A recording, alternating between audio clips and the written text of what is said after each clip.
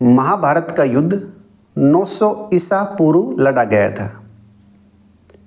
महाभारत का युद्ध 900 ईसा पूर्व लड़ा गया था और यह महाभारत की लड़ाई 18 दिनों तक चली। महाभारत ग्रंथ की रचना महर्षि वेदव्यास ने की है। महाभारत ग्रंथ की रचना महर्षि वेदव्यास ने की है और इस ग्रंथ में 8800 श्लोक हैं।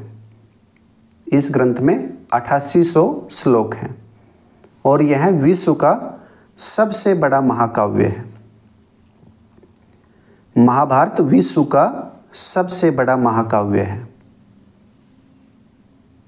महर्षि व्यास ने इस ग्रंथ की रचना वनस्थली गांव, जो कि कुरुक्षेत्र में है, सरस्वती नदी पर है, यहाँ पर इस ग्रंथ की रचना की थी। महाभारत का प्राचीन नाम जय संहिता है। महाभारत का प्राचीन नाम जय संहिता है। महर्षि व्यास ने जो महाभारत ग्रंथ की रचना की थी उसमें 18 भाग हैं और इन्हीं भागों को ही पर्व कहा जाता है। तो इसमें इस ग्रंथ के अंदर 18 पर्व हैं या फिर भाग हैं। इन 18 पर्वों में से 5 कुछ मुख्य पर्व हैं, जैसे कि अरण्यक पर्व। अरण्यक पर्व में पांडवों के 12 वर्ष के वनवास का उल्लेख मिलता है। अरण्यक पर्व में पांडवों के 12 वर्ष का वनवास का उल्लेख मिलता है। विराट पर्व, इसमें 12 वर्ष के वनवास के बाद 12 वर्षों के वनवास के बाद जो 1 वर्ष का जो अज्ञातवास है उसका उल्लेख विराट पर्व में मिलता है। और इस अज्ञातवास के समय पांडव विराट नरेश के पास ही रुके थे, इसलिए इस पर्व का नाम भी विराट पर्व है। भीष्म पर्व, इस पर्व में युद्ध की शुरुआत, महाभारत के युद्ध की शुरुआत का उल्लेख इसमें मिलता है भीष्म पर्व में, और भगवत गीता का भी उल्लेख भीष्म पर्व में ही मिलता है। शल्य पर्व, इस पर्व में युद्ध की समाप्ति का उल्लेख मिलता है। शल्य पर्व में युद्ध की समाप्ति का उल्लेख मिलता है। शांति पर्व, जब युद्ध के बाद शांति स्थापित हो गई थी, युधिष्ठिर का राज्य अभिषेक हुआ, इन सब चीज़ों का उल्लेख जो है वो शांति पर्व में मिलता है। और यह शांति पर्व ही महाभारत का सबसे बड़ा पर्व है। तो क्वेश्चन ये भी पूछा जा सकता है कि महाभारत में सबसे बड़ा पर्व कौन सा है, तो शांति पर्व है। पांडवों को 12 वर्षों का वनवास और 1 वर्ष का अज्ञातवास मिला था, टोटल 13 वर्ष थे। और इन 12 वर्षों के वनवास के दौरान पांडव पंचकुला में महाकाली की पूजा की थी। इन 12 वर्षों के वनवास के दौरान पांडवों ने पंचकुला में महाकाली की पूजा की थी और वहाँ पर अब एक मंदिर है, भीमा देवी मंदिर। उसी जगह पर एक मंदिर है, भीमा देवी मंदिर, पंचकुला में। एग्जामिनर अगर आपसे पूछे कि भीमा देवी मंदिर कहाँ पर स्थित है, तो पंचकुला में। पांडवों को जो 1 वर्ष का अज्ञातवास मिला था उसमें वो मेनली तो विराट नरेश के पास रुके थे, जबकि वो 13 दिन के लिए पलवल भी रुके थे। अपने अज्ञातवास के दौरान 13 दिन के लिए पांडव पलवल भी रुके थे और जहाँ पर रुके थे वहाँ पर अब पंचवटी तीर्थ स्थल है, द्रौपदी घाट भी है पलवल में। तो अगर एग्जामिनर आपसे क्वेश्चन पूछे कि पंचवटी तीर्थ स्थल या द्रौपदी घाट कहाँ पर स्थित है, तो आंसर रहेगा पलवल। 5 गांव। जब भगवान श्री कृष्ण धृतराष्ट्र के पास गए थे, शांति दूत बनकर, पांडवों की तरफ से शांति दूत बनकर गए थे, तो उन्होंने 5 गांवों की मांग की थी।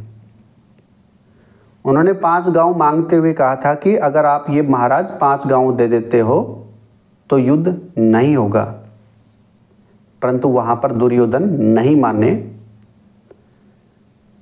तो अपने शांति दूत बनने के दौरान भगवान श्री कृष्ण ने कौन से 5 गांवों की मांग की थी? तो ये 5 गांव है पणप्रस्थ, जो आज पानीपत है, सोनप्रस्थ, जो आज सोनीपत है, तिलप्रस्थ, जो फरीदाबाद में जो तिलपत है वो, श्रीप्रस्थ, दिल्ली में जो इंद्रप्रस्थ है वो, व्याघ्रप्रस्थ, जो यूपी में बागपत है वो।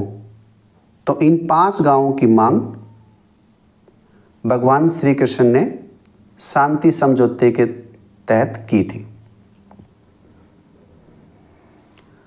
युद्ध की शुरुआत होने से पहले, महाभारत के युद्ध की शुरुआत होने से पहले पांडवों ने एक यज्ञ करवाया था, राजस्व यज्ञ।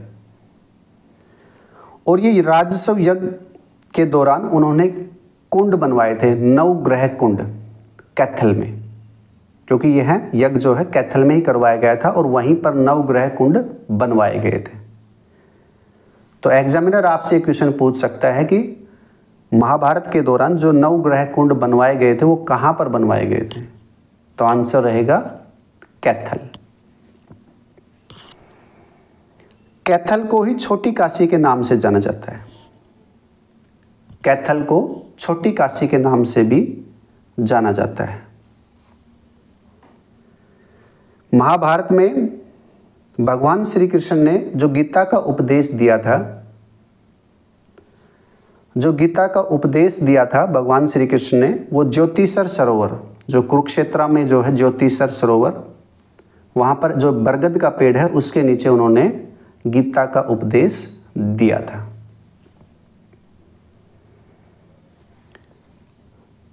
भगवान श्री कृष्ण ने 9वें दिन प्रतिज्ञा तोड़ी।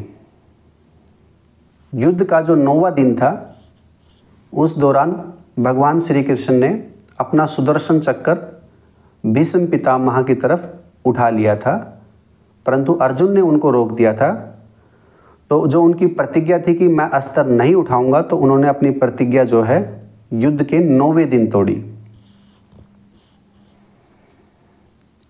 अभिमन्यु को मारने के लिए जो चक्रव्यूह की रचना की गई थी द्रोणाचार्य द्वारा, गुरु द्रोणाचार्य के द्वारा, वह आमीन गांव जो कुरुक्षेत्र के पास है वहां पर किया गया था और वह युद्ध का 13वां दिन था।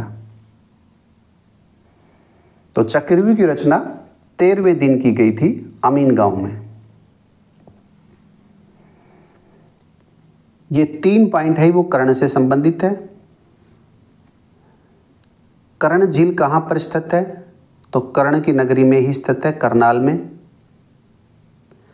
गौ कर्ण तालाब कहाँ पर स्थित है? तो यह जो तालाब जो है वो रोहतक में है। गौ कर्ण तालाब रोहतक में है। कर्ण का टीला, कर्ण का जो टीला है वह है कुरुक्षेत्र में।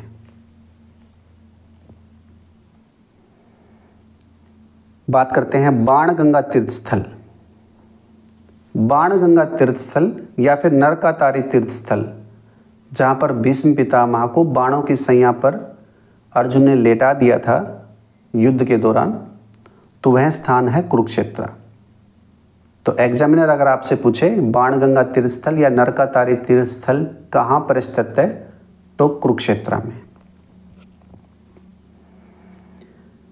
जन्मेजय ने जो अभिमन्यु का पोता था, उन्होंने सर्प दमन यज्ञ करवाया था सफीदों में, और वो इसलिए करवाया था कि जन्मेजय के जो पिताजी जो हैं परीक्षित, उनकी सांप के काटने से मृत्यु हुई थी। इस कारण से उन्होंने सर्प के दमन करने के लिए एक सर्प दमन यज्ञ करवाया था सफीदों में। ये सब तथ्य हैं महाभारत से संबंधित हरियाणा में। धन्यवाद।